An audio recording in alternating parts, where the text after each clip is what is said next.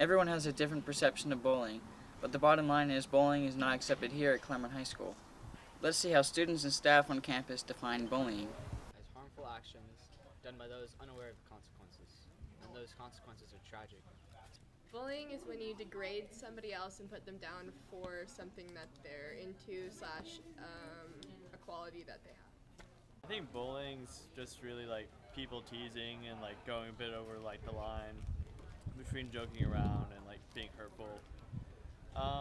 It comes in all different forms, whether it be cyberbullying or just physical bullying verbally.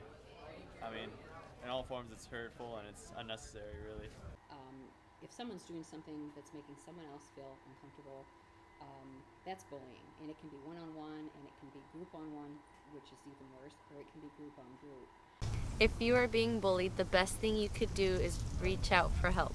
Here are some common techniques to deal with bullying. Being bullied, I would recommend reaching out to groups that have maybe gone through several issues such as the ones that you've been through. If you're being bullied at school, I would just talk to somebody about it. Talk to all your friends, talk to an adult you trust, whether it's a teacher, a counselor, or just someone who helps out around the school. Talk to your parents, anyone that can make you feel safe and help you figure out how to stop it.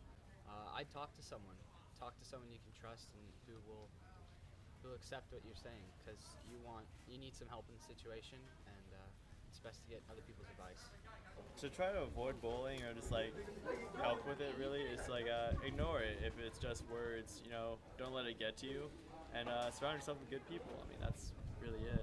At Claremont, we have a zero tolerance policy. Here's how some staff feel about creating a safe learning environment. Claremont staff here is for students to feel safe and being in an environment where their learning is optimal and that they're cared about. As a staff, we try to invest in our students intentionally and making sure that they're doing okay. And if any students are showing any red flags of wanting to avoid a specific class or are showing signs of low self-esteem, as staff, we try to seek out those students and ask them how we can support them and also provide intervention strategies if bullying is occurring. According to the definition, bullying is unwanted, aggressive behavior among school-age children that involves a real or perceived power imbalance. Behavior is repeated or has the potential to be repeated over time. Both kids who are bullied and who bully others may have serious, lasting problems. I agree with the last portion. However, I think bullying can happen at any age, and I think there are adult bullies that are out there.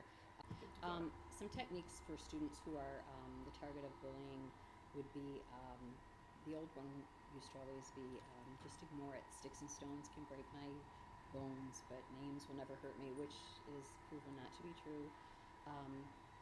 What we do instead here is try to get students to verbalize if they are.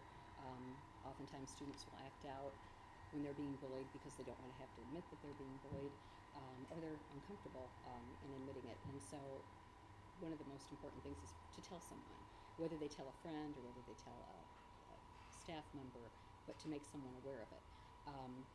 If the student feels confident enough where they can tell the bully to stop it, that's also a great way to handle it. And if they can do that, that's probably even better than telling someone else. But ignoring it is not a solution. And to be able to find your voice, we've got different strategies that we can go through and teach kids to help them find their voice. But when someone else needs to be brought into it, if it's bad enough, then I endorse that completely. High school, it is important for us as staff and students to create an environment of acceptance and inclusion.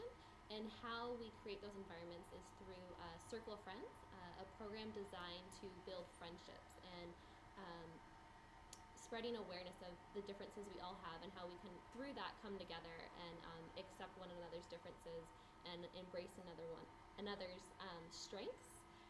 Also, our officers present awareness trainings to classes, and in those it's an anti-bullying training, which goes into teen suicide, the awareness, and the impacts and the significance that bullying can have on students, and the importance of taking responsibility for oneself by making a choice to stop bullying and taking responsibility for your own actions and being a person of compassion and kindness to make that change in our environment as opposed to creating a space where people